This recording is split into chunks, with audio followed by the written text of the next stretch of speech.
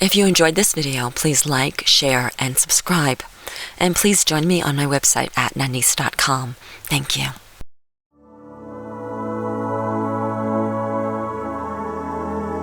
It's your time for Chai with Nanice. Get ready for substance, clarity, change, and especially empowerment. Get ready to turn over stones, uncover stories, and get to the heart of the matter in every area of your life. Any mood runs, any emotion flies, and your dreams are within your grasp. There are no limits or boundaries, and your comfort zone is out of reach, yet it's the safest place you will ever be. Come in, sit down, and have some chai with Nanice. Welcome to Chai with Nanice. I'm Nanice. Today's show is about exploring who you really are. And what I mean by that is really exploring, uncovering the depths of who you are. Most of us live on the surface of our to-do lists or our relationships or how we're supposed to show up in the world. But there really is a deeper you that is present in every moment of every day. And today, I invite you to look just a little bit deeper at yourself, just a little bit closer at yourself. And I'm going to guess that what you find may delight and surprise you in the greatest of ways. My guest today is the magnificent April Perry Kreitzer. And April's been on the show many times. Many of you probably have heard her before. April is a survivor of childhood abuse, and she has really done the work to get herself to be the magnificent woman she is today. And today she's a spiritual guide and teacher and just a great person to have on this planet. So thank you, April, for being on the show today and sharing in this conversation. Thank you, and always. Yeah. So you have had quite a battle in your life. I mean, it's been uphill for you for quite some time. You had a lot of childhood abuse and sexual abuse and all kinds of things to overcome. Would that be the right word, or? Yeah, it was a lot of times. I'm surprised I'm even here with how hard it was for me. Why do you think you are here? I mean, that sounds like an odd question, but yeah, why do you think you are here? I think the deeper part of me knew that I was strong and I would make through it, and that's why I chose to come here, is because I knew I could do it. Chose to come here, like in this life, this planet, this time. Yeah. Who I am now. Yeah. So what I'm hearing you say is that it wasn't an accident that you ended up in a family with abuse going on. It wasn't an accident that you went through the challenges that you went through at such an early age, that you actually, on some very deep spiritual level, chose that. Yes, I know I did. And why would you choose something like that? I know a lot of people are thinking, why would you choose something like that? And I've asked myself that question for many years, and for many years I would try to say, oh yeah, I'm so grateful for it, but I really wasn't. Right. I was just trying to say the words, because I knew I was supposed to get there. You knew you're supposed to get to the really grateful. Oh, I'm so grateful for that awful thing that happened to me, right? So you were trying to skip ahead. Okay, it didn't work, did it? No. But now, being really grateful, I can just say I'm so strong, and I see how I can help people, because I've been there. I've been to the deepest and darkest part of everything that hurt and abuse. I went through sexual, I went through physical, I went through neglect, I went through the emotional. I went through it all. And so much that even therapists couldn't even help me. I mean, it was just so dark. Yeah. But I also know that I wanted to come to help people, and I knew I couldn't help people unless I went through it, and I had to really, really go through it. So I chose to go through all of it. Yeah. That takes a lot of courage and a lot of strength. Would you do it all over again? I would. Yeah, why? If it helps one person, yeah, it's so worth it for me. So if your story or your act of healing courage helps one person, it'd be all worth it, and I would do it again and again and again. Yeah. So here's another question for you. Okay. Let's say it was in a vacuum, and what I mean by that is that it didn't help anybody. I mean, that's impossible. We know, right? Even right now, as we're talking, it's helping people. Can't help but that. But let's say it didn't help anybody, like no one ever knew about it. Where would you be with then? Because there's this rationalization that goes on in our minds, and that is like, hey, this horrible thing, if there's a reason for it, then, I'm willing to do it. I'm willing to do it again. Yeah, that's a good point. And I guess the biggest part is it helped me. Mm. In what way? In what way? It helped me to see who I was. Mm-hmm. And the biggest part that I've gotten to the point now is I've come to realize through all of it, mm-hmm. I was still a person. Mm. They could hurt me, they could abuse me, they could bring me down, they could call me names. I could even get to the point where I thought I believed it, but I was still there. Mm-hmm. They didn't destroy me. Wow. So was it the person part of you, or was it... It was something deeper inside of me, yeah. At the time, maybe that was how you related to it, because you were pretty young when a lot of this stuff went on. But hindsight, what was that in you that was able to withstand all of that? What part? Was it the person, or was it something greater than that? I would just say, to me now, the word I would use is the inner goddess. Yeah. That we all... inner goddess or God that we all have within us, a higher power. Yeah. It's always something there. Stronger than us. Yeah. Yeah. It's always there. Why do you think it takes such crisis and trauma and challenge to get in touch with the inner God or goddess?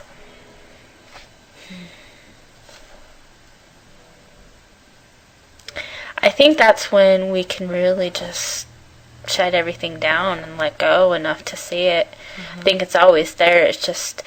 I think it's always when people are in their desperate need and they lose all hope, that it just almost gets to the point they're getting this desperation that they'll take anything. Right. Right. And I think that's when they find who they really are, that inner voice.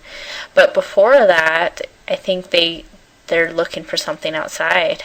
An answer outside. Mm-hmm. Yeah. And then when it gets to such desperation and they lose such hope, they have nowhere else to look but themselves. Right. And I think for the longest point, because I was thinking about, a couple of years ago, I was nowhere near the person I even am now, not even close. Right. And I went through a lot of desperation. I went through a lot of depression. And what I call my zombie time, it was almost like I wasn't even around. I was mentally just not even there anymore. And I kind of realized the point that I turned around, it was when I lost all hope, all desperation was lost. It was like I was trying to hold everything around me. There had to be something outside. It was like I could not be good enough. That could not be it. Mm-hmm. And so when I lost that I couldn't hold on to anything and I just had to let go, that's when I looked inside, and that's when I came around again. Wow. That's when I found myself. So that's what I would tell people is when you just look inside yourself, that's when you find the answers. And that sometimes it takes a huge crisis or challenge in order to do that. Right. And it doesn't have to. And that's the point, too, that you can choose to look within yourself. You can choose to look deeper than the surface. That you don't have to have a challenge or crises. What challenge and crises do, what I'm hearing you so eloquently say, is that it gets us to the point where we realize that no answer outside of ourselves, that nothing in the external world, and no one in the external world for that matter, can heal us or give to us what we're looking for. That really in the end we're the only ones that can do that for ourselves. Yeah. Actually, there's this song that's actually become my favorite song. What's and that? When you hear it, some people might hear it as depressing, but to me it's just like the most amazing song to me, and it's by a group called OAR, and it's the song of and it's actually supposed to be about a relationship, Mm-hmm. but I always just, when I heard it, I always thought of it as like as if I was talking to myself. Yeah. And so that's how I would hear it. And so it's like you're fighting with yourself, but when you look inside, all you have is you. Mm-hmm. And you see that it's all inside you that you're fighting with. Right. And then it gets to the point where it says one day you're just going to fall down. And that's the point where I said yes. Because no one else can pick you up. Right. You have to decide to pick yourself up. Mm-hmm. Yeah. No one can help you. No outside, no external things. And can when we help talk you. about picking ourselves up, what we're really talking about is looking so far inside of ourselves that we remember that we are these great, powerful beings. That's really what we're being asked to do. Because once we remember that we're this great, powerful being, have experience, there's nothing in the external world that can help us, heal us, or hurt us. And that's the point.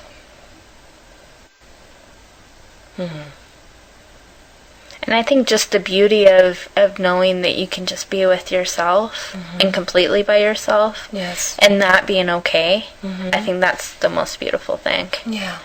That you don't need anyone. Yeah.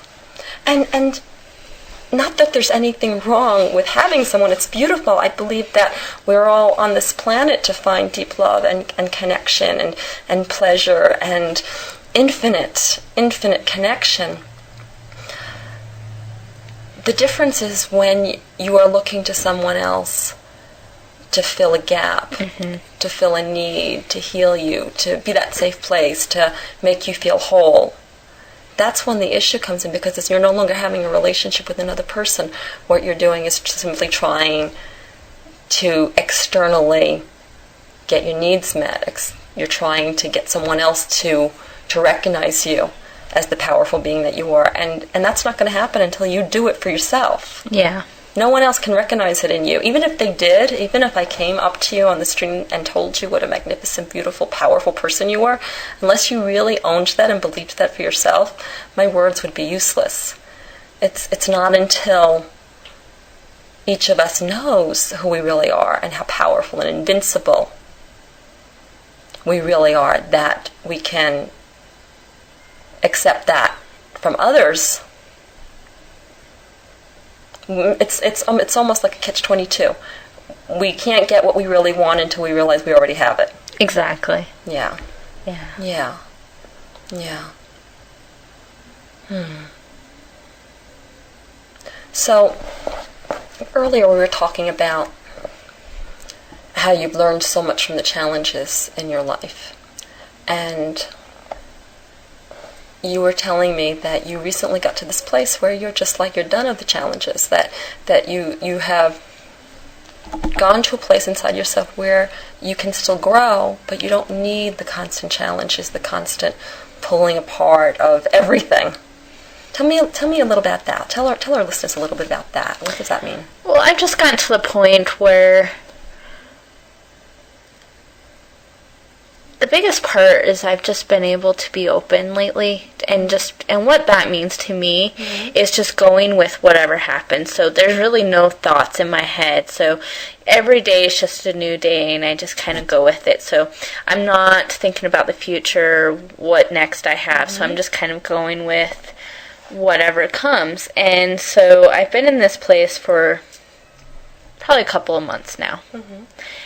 And so I've just gotten very clear to just keep on this path, that I don't need to have any really hard challenges or effort, that I can just grow and just look around, because I'm so open and seeing around me that I can just learn from what I choose to learn from around me. And that I don't have to make it hard. I don't have to make it a struggle. That it's a choice. Right.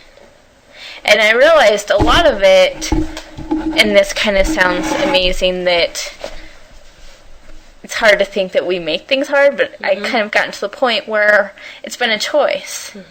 Because I was watching just how I was, and every day I was always thinking ahead of the future, and I'm in the present. So I was always living in the future before I even got there. And it was always a struggle. It was always a push and pull, and I got to do this and I got to do that. And then now, as the last few months, as I've been just in this going with whatever comes and whatever that means, things are still getting done, and more so. I mean, I'm getting a lot more done than when I would struggle and force, and I got to do this, and I got to get this done by this time, and so forth. And then I was so exhausted. So now I have more energy, I'm getting more done, and I'm just growing. So the growth is, what I'm hearing you say, April, is in just letting down your barriers and just being present in the moment and letting life share with you lots of wisdom. Yeah. Yeah, and insight. Yeah. And just choosing not to make it hard. Yeah, choosing not to make it hard. That's a huge concept right there. You know, most of the time we don't realize it's that we are the ones making it hard. If it's hard, it's because we're making it hard. And usually that's the case if we're either resisting what is at this moment, or we're living it sometime in the future, or we're visualizing what we don't want, or we're refusing beautiful energy that wants to come to us now. Yeah, we have to do it all ourselves. But it's some kind of like huge test, and you know, we've got to pass this test for whatever reason. I'm not really sure what that reason would be, but yeah. So to live your life from this place of I'm going to let life be easy. I'm not. If life's hard, it's because I'm doing something that's making it hard. That's a huge responsibility. It is. Yeah. Both ways. The responsibility, like if you're making it hard, that's a responsibility, and it's also a responsibility if you're choosing not to make it hard. It's a huge responsibility. And when I think of the word responsibility, I think of being able to respond to. And so what I'm hearing you say is that you're willing to just to let go and be in this place of now where you can respond to life, and that's easy. Yeah. It's definitely easy. You know, and there's the space of everything gets done and more so. How's that possible? How's that work? I think it's just because you're putting less effort in it and you're just going with it. You're having all that time where you were fighting with it and resisting against it, you can use towards whatever comes that, you know, that you want to get done. Yeah. Yeah. So how do you let go like that?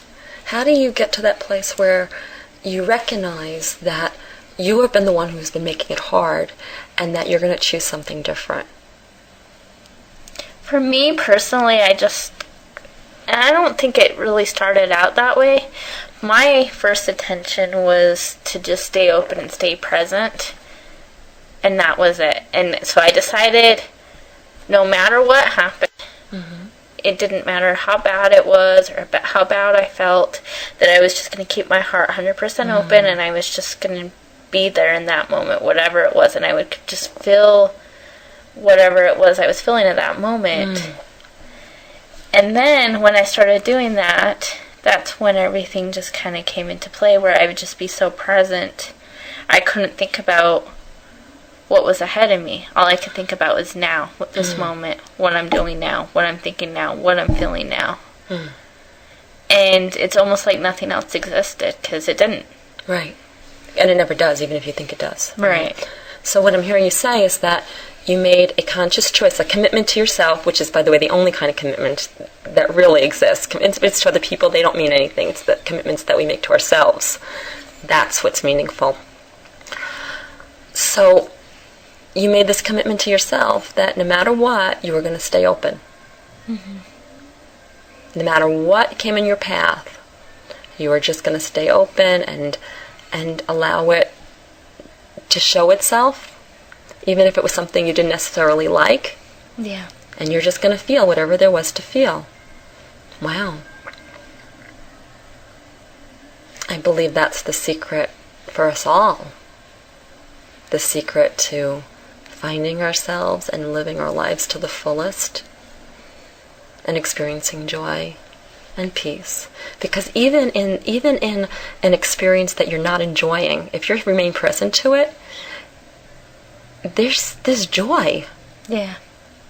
It still amazes me that even if you're experiencing something you don't like, if you're staying completely present to it, if you look deep enough, and it doesn't really require that deep of looking, there's joy. I'm reminded of, when my dad passed away. It was 2.5 years ago now, and it was, he took his time to die. It was 2.5 months that he was on life support, and it was really challenging. I mean, I would see him every day and, watch him hang on desperately for life, and at the same time, I could feel everything that he was feeling. And it was something that I always dreaded. I always dreaded, when my dad would die. And instead of closing down to it out of fear, which I think I might have done years before that, or even a year before that for that matter, by the time he actually chose to pass, I was in this place that I was able to say yes to any feeling and experience without changing it, without pushing it down, without pushing it away, without even naming it. And so for these 2 months that he was dying, I remained present to that, and it was really hard at times. I mean, it was sad, and there was great loss, and I felt so much. What I didn't expect was that from being so deeply open to the experience, that immense joy flooded me. So even in the midst of my greatest sadness, my greatest loss, and even the night that he finally did pass, there was immense joy. And that joy, it wasn't about, what it was about was just me being completely present and open and willing to experience life. Joy is a natural byproduct of that. All these other ways that we try to find happiness, they're temporary. It's only when we actually open to life and to whatever life may bring us that we can experience the greatest of joy and bliss and even peace. That's beautiful. Thank you. And does it take courage, would you say, to do that?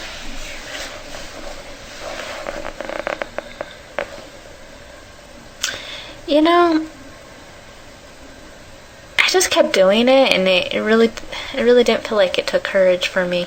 I mean, there was points when I felt vulnerable, I guess I would use. Mm-hmm.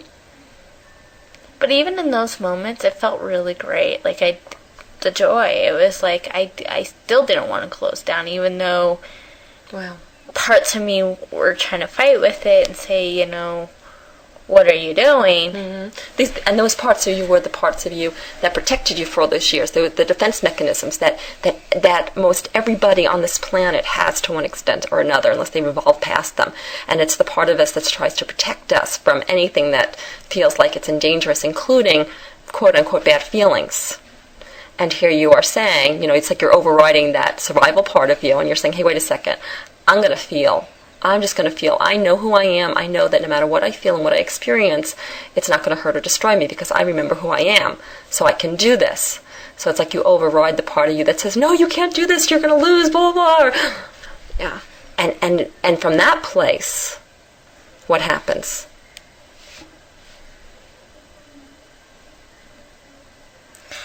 For me, I think because of the challenges that I've had, I know I can't be destroyed. Mm-hmm. And so it's just this peace. Yeah. Yeah. Mm-hmm. That I know no matter what. And I've even played to the depths of, okay, I die. Mm-hmm. Right. Okay, then I got to it and I was like, okay, well then I just die. Right. Because then I move on, and I thought, so I even got to the scariest scenario, and it really wasn't that scary. I mean, obviously one day all of us are going to die. Mm-hmm. So when I really looked at it, it was nothing to be afraid of. Even my darkest thoughts of, well, what about this or what about that? Yeah. Yeah, that's exactly it. Because we can't really claim our power until we confront our deepest, darkest fears. And for most of us, that's death. And if you can look at death and say, okay, so I die, and be okay with it, then that frees you. That frees you to feel anything. You know, a lot of times we're afraid to feel something, especially if we have a history of trauma and abuse in our lives, because we're afraid that if we really feel it, that it's going to kill us. Yeah. Yeah. It's almost, and that's what I've just kind of got, actually, just in this moment. It's almost like you feel like you're breakable, like you're so fragile. Yeah. It's like, okay, I went through all of this, but the next time, maybe I won't be so strong, and maybe I'll just break. I never really got that before, but that's a good point. Yeah. And what I'm hearing you say is that, you know what, it's okay to break. That's the point. That if as long as you're afraid of anything, that's going to stop you from really opening up. And once you get to this place where it's like, okay, it's okay if I break, it's okay if I die, it's okay whatever happens, then you can be fully open to life and experience everything. And that's living. Yeah. That is living. Yeah. And I think it's just those moments that something that you feel like you can never do, and then you do it. Yes. How amazing, and how it just broadens everything for you. Right. One moment I can think of is when we went to Zion's National Park in southern Utah, and you actually hypnotized me before we went to Angel's Landing, and you might want to let them know what it's like. So Angel's Landing it's my favorite hike on the entire planet so far. I haven't done all the hikes on the planet, but it is an extraordinary hike, and it involves, when you get way up to the top, the last half an hour of it involves ropes and chains, and there's this cliffs on either side. You have to walk along like this little area, little bridge that's like 6 inches in width, and there's like 6,000-foot drop-offs on both sides, and it can be really intimidating. A lot of people never really make it to the top because they get afraid, fears come up. One time I was up there, and a woman was paralyzed on the mountain with fear. Her boyfriend had left her there to go on to the top, and I helped her down. She was so petrified. So it's a very, very scary place. And a few years ago we went there, and you really wanted to go to the top. Yes, desperately. Yeah, but you knew that you had what you thought, well, at least what you defined at that time, was a fear of heights. Yeah. And so I hypnotized you. Right, because I didn't want that to stop me. I chose, I'm going to do this because I wanted to break through. Because I knew that was holding me back more than just being afraid of heights. But it was just stopping me in life because I just wouldn't do anything. So it wasn't just about climbing Angel's Landing or heights. It represented this fear that was stopping you in every area of your life. Right. Yeah. So I knew if I went up there, that it was just going to break through so much for me. And after he hypnotized me, and after I got up there, I'll never forget that moment. Tell us about that moment. Relive that moment.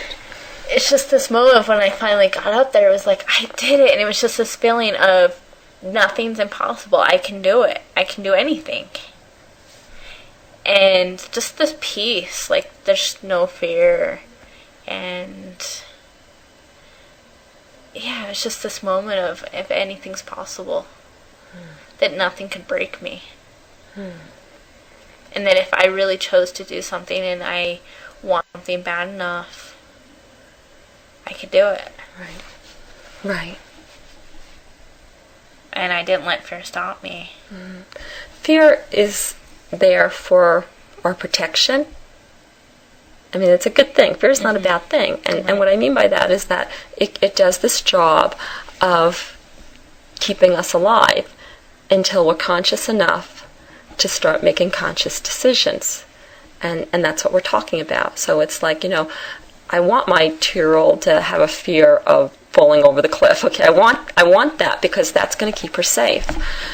There's a point where that 2-year-old grows into, a 20-year-old or a 30-year-old or whatever, and they've reached a certain level of consciousness where they're at choice. And at that point, when they're at choice, and they remember who they really are, then there's no longer a need for that fear. So that fear might have gotten to them to that age, kept them safe, kept them intact, but once they're conscious enough, that fear is not necessary anymore. Right. Like for you, you got to this place conscious enough so that the fear was not necessary anymore, and you can let go of the fear. Yeah, and I was just seeing how much it was holding me back from everything. Mm-hmm. There were so many things I wouldn't do. What was it a fear? Was it a fear of death, or what was it? A fear of breaking? What was it a fear of? Probably, to narrow it down, it was probably death. But I think it was a little bit more than that. It was just like the end of me. Like, you know, as a child, several times I almost died. I would stop breathing, and I almost drowned a few times. And I had a lot of near-death experiences, several of them. And so as a child, even into my teenage years, I always wondered what the point was, because I felt like, well, I'm alive for some reason, something, I keep living. Right. Right. So, what the hell? So it just became this fear of like, okay, I'm not supposed to die, so it just became this fear of like, I'm supposed to keep myself alive, and I'm supposed to keep myself safe, and all these things would keep happening to me. So even though there was some force keeping you alive, a human part of you, an ego part of you said, okay, I'm here for a reason, I better be careful and keep myself alive. So it's like you stopped trusting the part that was actually doing the work and keeping you alive, and you started doing it yourself. Right. And you chose these fears. You chose to keep following the fears. So, and I realized that because, you know, it just became like several things, like heights or anything that was dangerous, or I thought it was dangerous, and it just would stop me.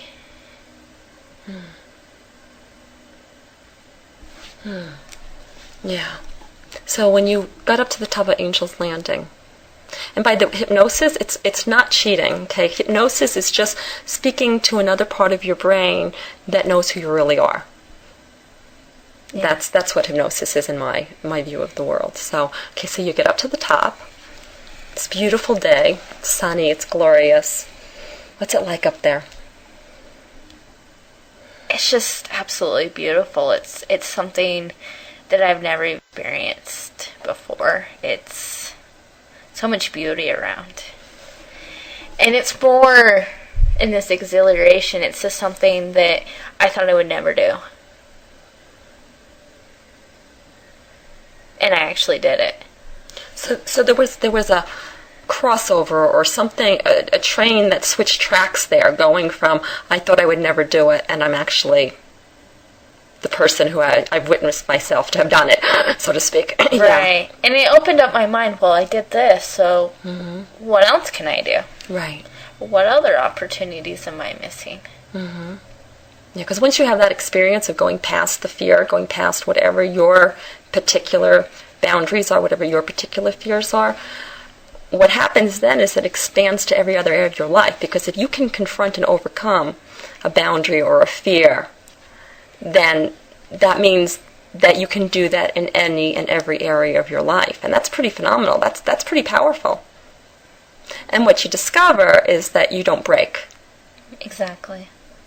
Yeah. You don't break. That if anything, that point that you would have imagined breaking, or even if you're having an experience of breaking, because sometimes we have experiences of breaking, that on the other side of that is you find yourself completely whole. And that's a huge gift right there. Yeah. The truth is, there's nothing that we can do or nothing that life can do to us that stops us from being any less than 100% whole and complete. Absolute, perfect. Nothing can be taken away. Nothing can be added on. We are already 100% whole and perfect. Complete, pure God consciousness flowing through us. And we can, live our whole lives without recognizing it. We can live our whole lives in the shadows of fear. We can live our whole lives, keeping ourselves safe from the experience of life. That's fine. Or we can choose to embrace the greatness of who we are. We can choose to rediscover and experience that God inside of us and live our lives the way a higher part of us really intended to live our lives. And that's a pretty amazing, glorious experience. Wouldn't you say? Oh, yeah. And I think when you're so open in that place, you'll just notice how much beauty is around us and things that we just take for granted. Yeah. I mean, just birds on a tree, or the sky, or the grass, or, just anything. And, even spiders, or anything that we see, as negative, we can see the beauty in that. Absolutely. So when you got up on top of the mountain, I'm not hearing you say, oh, I was victor and I triumphed. What I'm hearing you say is, I got to the top of the mountain and for the first time in my life, I saw beauty. Mm-hmm. It was there before, but birds were there before, right? The flowers were there before? Yeah, okay. Just making sure. But you couldn't see them because I was just stuck in the fear. I was just shut down. That's the word, shut down. Yeah, you were shut down.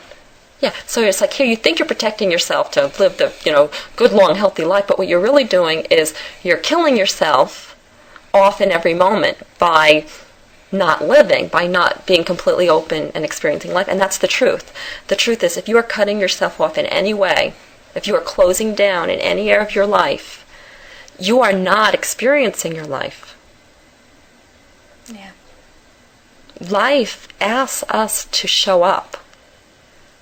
And truly that is the change that we get to see in the world too, because when we show up for our lives and we're willing to experience whatever life brings us, that resonates out onto the planet, affects other people. And more people start opening up and experiencing their lives and making conscious choices from the experience of their life and not choices from fear and survival. That's when we start to see real global change really quickly. That's pretty exciting. Yeah. So it's almost like saying, if you want to be the change you want to experience in the world, that what you need to do is simply open up your heart. Be willing to experience whatever life brings you. Be willing to recognize your fears and move past them. Thank them for the great job that they've done up to that point, but realizing that who you are is any fear you could ever have. And even if you do break, and even if you do die, it would be worth it. It's too great of a price to pay not to break and not to die and not live your life. That's no life at all. When we're willing just to experience everything and not judge anything and not shut down to anything, when we're really willing to experience every moment of every day, that's rich. That's a gift to us. That's a gift to the planet. That's a gift to everybody we know. I mean, think about that. Think about the people in your life that are always, rushing around and they're never really present to you. It feels disconnected. It feels not quite right. Yeah. Right? But when somebody gives you their full attention, when you're in a conversation with somebody, like we are now, and your full attention is on them, or their full attention is on you, wow. Wow. We were just completely present. That is the biggest gift you can give to anyone in your life. Your children, your partners, your parents, your friends, strangers. The biggest gift we have to give to anybody is simply our attention. Complete, pure. Our willingness to be in that moment, our presence. And to be able to accept someone else's presence in our life, too. That's how lives change. That's how the world changes. And the only way that we can give this gift of presence to another is by first choosing that for ourselves. And that means, just like you have said here today, April, that I am willing to be open to whatever experience comes into my life. That I'm willing to keep my heart open and keep feeling, keep being present, no matter what it is. And hindsight, would you say that it's really a lot harder to do the opposite, to stay closed? Yeah, it's harder to stay closed. I mean, so much energy. And so much stress, and it just doesn't feel good. And it's also the energy you give off to other people when you're in that space.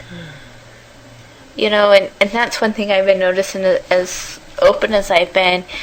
You know, I spend a lot of time talking to people on the phone, and the people that I talk to that are just so present with me, and just, we have this conversation like we're having now. Yeah, it's connection. It's just amazing.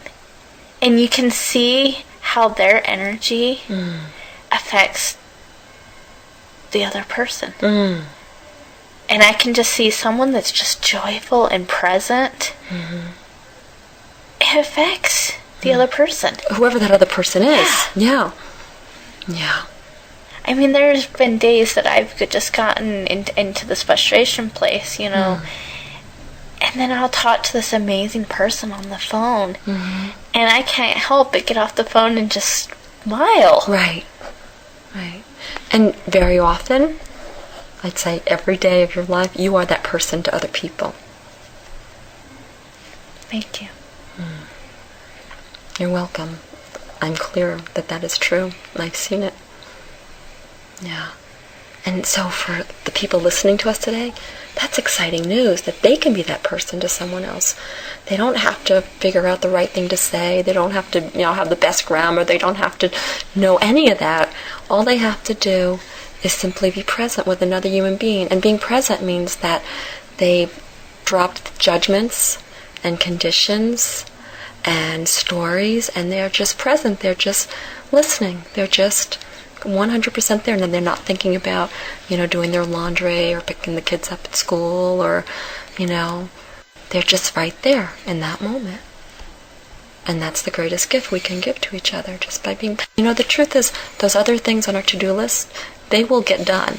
And when we do each of those things, we get to be present with them too, and that completely changes the experience. So it's like days that I'm like, I have a lot of chores to do, and I gotta go to grocery shopping or get some new keys made or whatever, and it seems like just a to-do list. What it is for me is an opportunity to be present with different people that I otherwise might never have had any connection with. That I know if I bring my presence into someone else, that I give them a gift. And the interesting thing is that when you're present with somebody, it really makes them present with you. It's fascinating.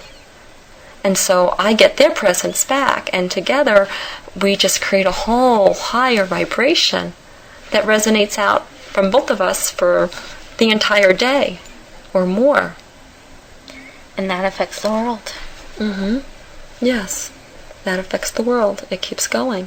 It's like sound. I recently learned that when you make a sound, that sound never ceases. That it continues into infinity. So it's like we play the crystal bowl, and we can hear the resonance and the echo of it. That sound literally exists forever. Yeah, it's very cool.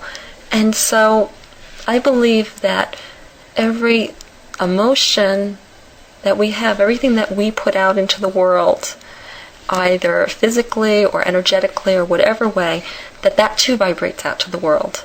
So it's like, when you start thinking about anger and frustration, that it's not just about you anymore. It's about a frequency or a vibration that you're actually sending out that will last forever. On the same token, good news is that you can choose to be conscious and present and, full of love. Because really, from presence, the natural feeling that evolves is love. It's amazing. It's automatic. If you're present, you're feeling love and loved. And so we get to vibrate that out into our lives, into the world, and that too echoes to infinity. And that's a sound that I want to keep making. Yeah, me too. Yeah.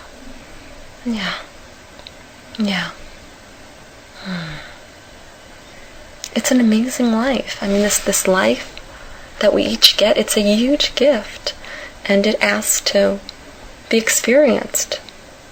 When we deny ourselves life, when we deny ourselves the experience of experiencing, we're not really living the lives that we can live, we were meant to live, we desire to live on some deep, deep spiritual level. So when you wake up in the morning, how do you feel when the day greets you? How do you feel when you greet the day? What's that like? It's been really great for me. It's noticing more around me.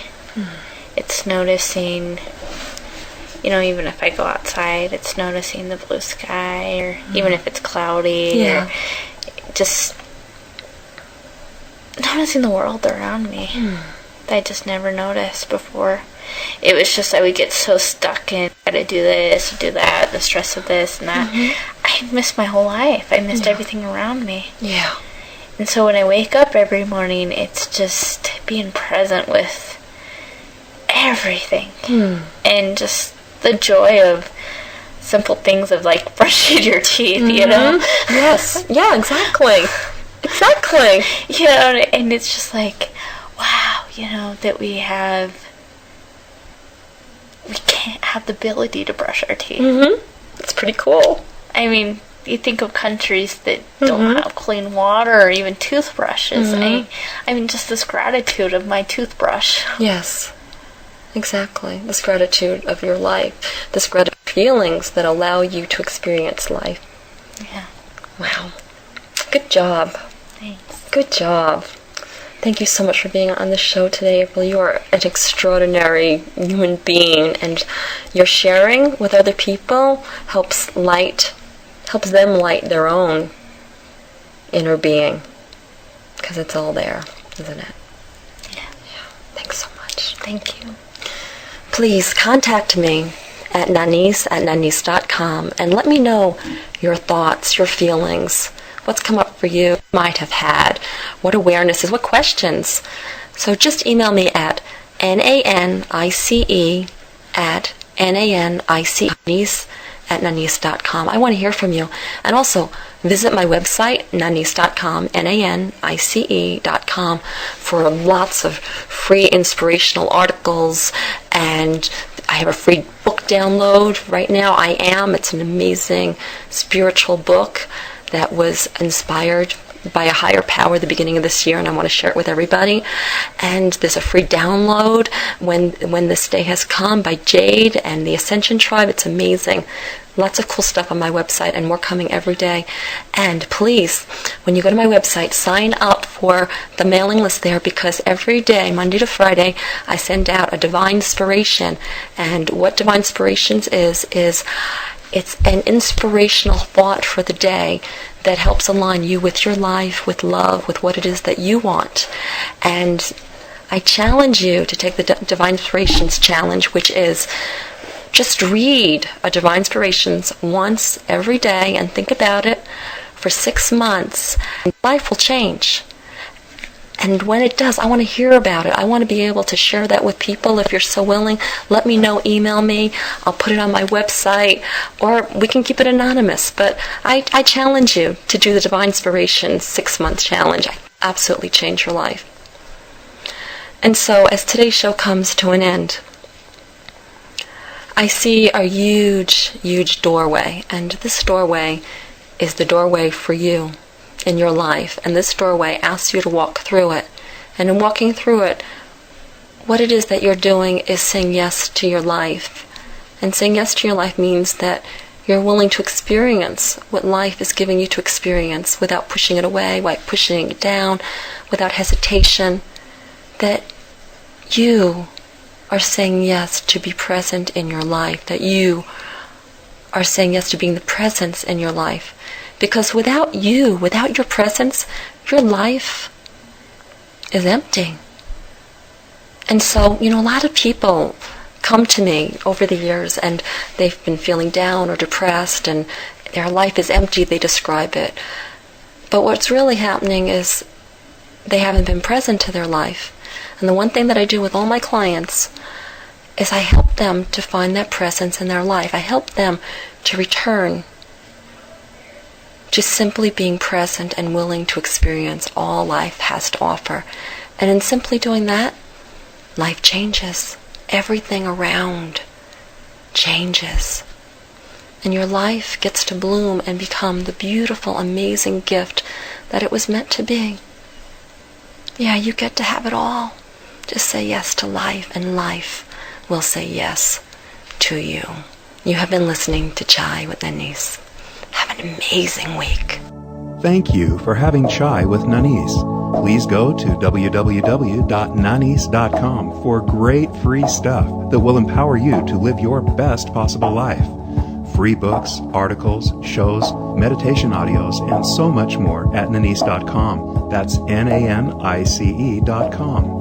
Nanice's books are also available in all major bookstores and Amazon. Check out The Infinite Power of You. Even Gandhi got hungry and Buddha got mad.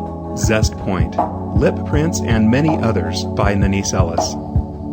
To find out about one-on-one coaching and how Nanice can personally coach you to experience your best life possible, please email mybestlife@nanice.com.